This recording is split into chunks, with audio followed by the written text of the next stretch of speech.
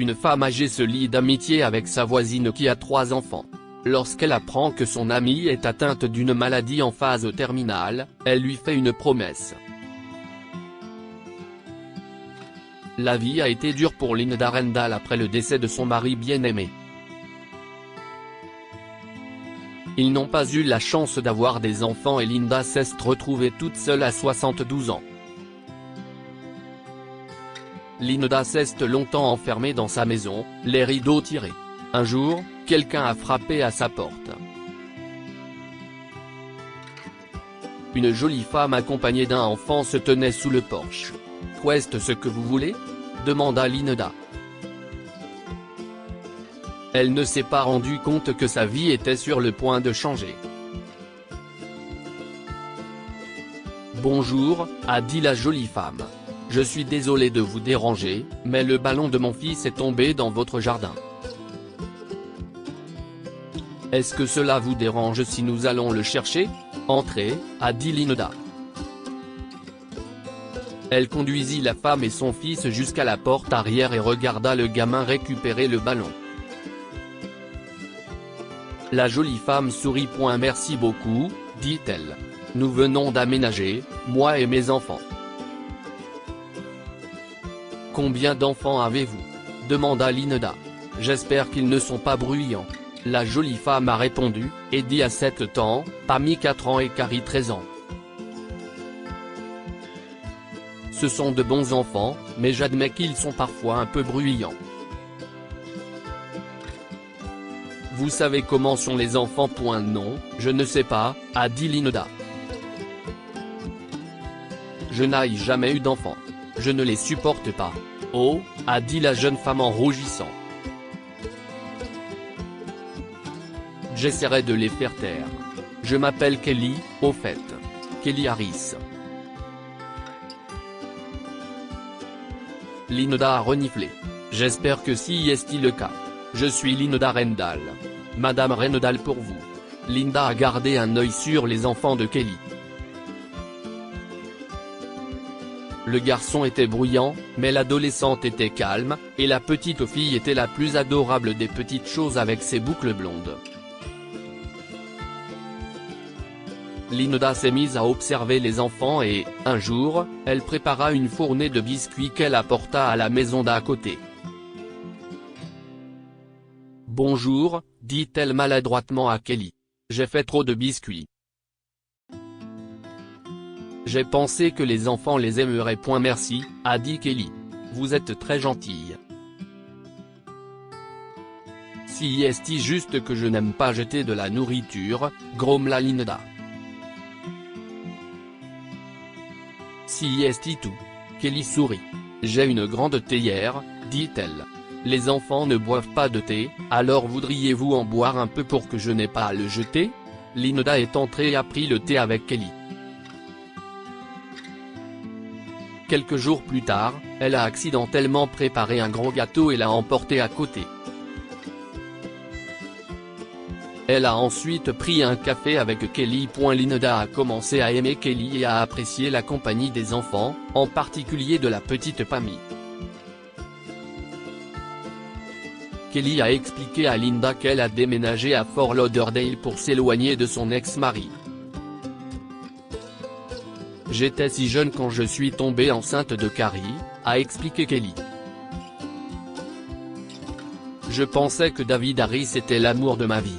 Mon père m'a dit qu'il était nul, mais je n'ai pas voulu l'écouter. Il m'a coupé les vivres. Il s'est avéré que mon père avait raison. Quand Pammy a eu 2 ans, j'ai enfin eu le courage de le quitter. Nous avons déménagé 2 fois depuis, mais je pense que cette fois-ci, nous nous sommes enfin débarrassés de lui. » « Vous étiez jeune » a dit Linda. « Nous faisons tous des erreurs stupides, mais il y a une bonne chose dans tout cela.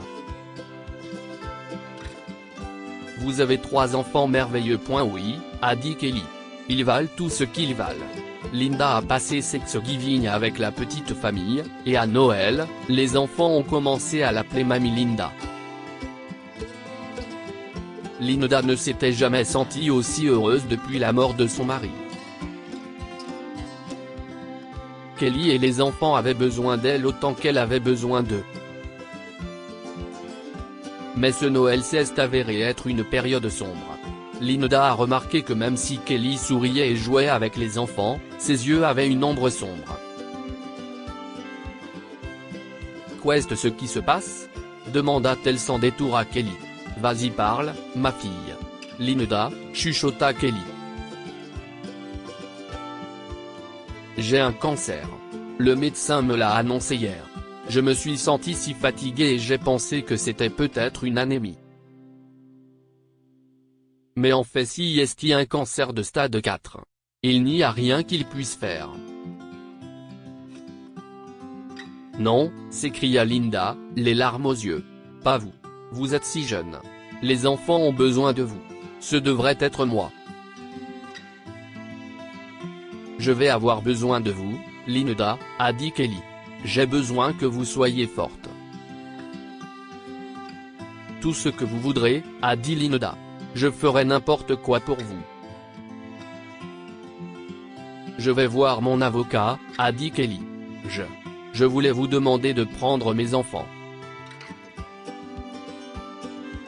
Mais je suis trop vieille, a dit Linda. J'ai 72 ans, Kelly. Quel genre de mère serais-je ? Un amour, a dit Kelly. Mais je comprends. Je n'aille pas de famille, Linda, et j'ai peur que mon ex-mari essaie de prendre les enfants. Je laisse une procuration à mon avocat. S'il vous plaît, Linda. Ne le laissez pas prendre mes enfants. Linda a hésité. Je veillerai sur eux, dit-elle. Si est tout ce que je peux vous promettre. Je veillerai sur eux. Vous comprenez, n'est-ce pas ? Je suis trop vieille. Kelly avait l'air très triste, mais elle a dit qu'elle comprenait. Il n'a fallu que 3 mois pour que la jolie femme pleine de vie ne soit plus que l'ombre d'elle-même, si faible qu'elle pouvait à peine tenir ses enfants dans ses bras. Linda a été présente à chaque instant jusqu'à la fin. Elle a annoncé la nouvelle aux enfants et les a aidés à faire leur bagage. L'assistante sociale lui a dit que les enfants seraient placés dans un foyer. Et le placement en famille d'accueil ? Demanda Linda. Nous n'aimons pas séparer les frères et sœurs, expliqua la femme. Mais très peu de familles acceptent 3 enfants. Famille seule serait rapidement à adopter, mais les 3 ensemble. Le silence de la maison voisine porta sur les nerfs de Linda. Le bruit des enfants et écouter les pas de Kelly sous le porche lui manquait. Il faut que je les voie, s'est dit Linda. Elle s'est rendue au foyer et est sortie de sa voiture. Il y avait une sorte de dispute. Une femme criait à une grande dame en robe verte. Vous pouvez vous en tenir à votre travail. Je ne vais pas cuisiner pour ces morveux. Mais Darlene, s'écria la dame. Et le dîner ? Je m'en fiche, a crié la femme. Ils peuvent crever de faim. Elle a tourné le dos et s'en est allée, tandis que la dame en robe verte se tordait les mains de désespoir. Excusez-moi, a dit Linda. Est-ce le foyer pour enfants ? Oui, a dit la dame, l'air distrait. Oui, si est bien ça. Une inspiration soudaine poussa Linda à dire, avez-vous besoin d'une cuisinière ? Oui, s'écria la dame. Êtes-vous cuisinière ? Je suis une très bonne cuisinière, a dit Linda. Et je sais aussi faire des pâtisseries. Pouvez-vous préparer le déjeuner et le dîner de 17 enfants tous les jours ? A demandé la dame. Oui, je peux, a répondu Linda. Elle est entrée avec la dame et, en peu de temps, elle avait préparé le dîner et 3 tartes aux pommes qui cuisaient dans le four. Ça sent la tarte de Mamie Linda, Linda entendit une petite voix excitée dire. Si est absurde, Pammy, se moqua Carrie. Tu as la grand-mère Linda dans la tête. Elle n'est même pas venue nous rendre visite. Les deux filles sont entrées dans la cuisine et ont vu Linda debout, un bonnet de filet sur la tête et un tablier enroulé autour de la taille. Mamie Linda, s'écria Pammy en fondant en larmes. Et dit, cria Carrie. Mamie Linda est là. Linda a failli trébucher lorsque les trois enfants l'ont entourée de leurs bras. Ses yeux se sont remplis de larmes. Je suis là, les enfants, dit-elle. Et je serai là tous les jours. Tout s'est très bien passé. La responsable du foyer était heureuse. Tous les bambins adoraient la cuisine de Linda et elle passait du temps chaque jour avec les enfants de Kelly. Les choses auraient pu continuer ainsi indéfiniment, mais un an plus tard, la directrice du foyer a appelé Linda dans son bureau. Linda, que savez-vous du père de Carrie, d'Eddie et de Pammy ? demanda-t-elle. Il n'est pas bon, a répondu Linda sans embâche. Il a été un mauvais père et un pire mari. Je vois, a dit la dame, l'air très malheureux. Il cherche les enfants. Il veut les récupérer. Vous ne pouvez pas le laisser faire, s'exclama Linda. Il n'est pas un homme responsable. Je ne peux rien faire, a dit tristement la dame. Je suis désolé. Le lendemain, Linda s'est rendue chez l'avocat de Kelly. Vous ne pouvez pas laisser faire ça, s'écria-t-elle. Faites quelque chose. Il n'y a rien que je puisse faire, a dit calmement l'avocat. Si est à vous de décider. À moi ? s'étonna Linda. Que voulez-vous dire ? Kelly a tout laissé en plan, a-t-il dit. Elle vous avait confié les enfants. Vous êtes leur tutrice. Elle a également laissé des déclarations sous serment de la police de 3 États concernant le comportement violent de son ex-mari.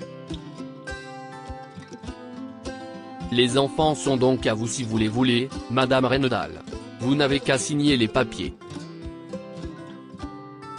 Linda a signé et, 2 semaines plus tard, Eddie, Pammy et Carrie ont emménagé avec elle.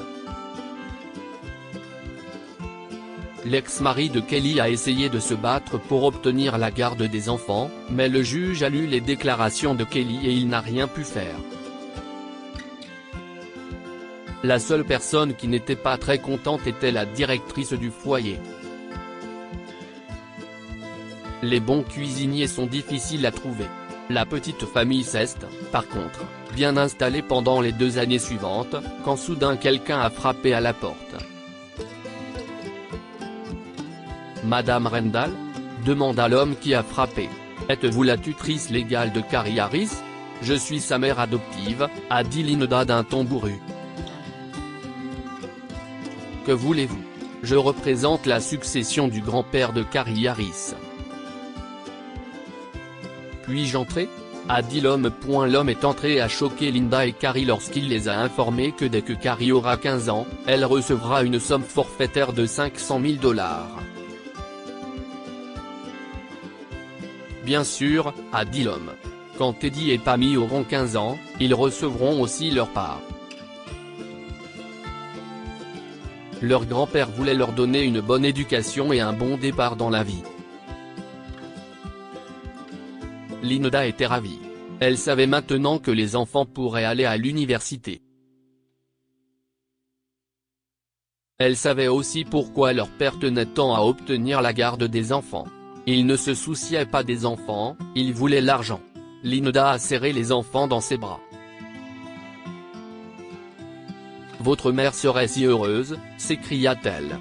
Je suis heureuse d'avoir tenu ma parole et de vous avoir mis en sécurité. Que pouvons-nous apprendre de cette histoire ? Les promesses sont faites pour être tenues, même si cela semble difficile. Linda a donné sa parole à Kelly de veiller sur ses enfants et a fini par les adopter pour les mettre en sécurité. Les familles se construisent sur l'amour, pas sur le sang. Linda est devenue la mère des enfants et a veillé à ce que l'argent que leur grand-père leur avait laissé soit utilisé pour leur éducation. Partagez cette histoire avec vos amis. Elle pourrait bien illuminer leur journée et les inspirer.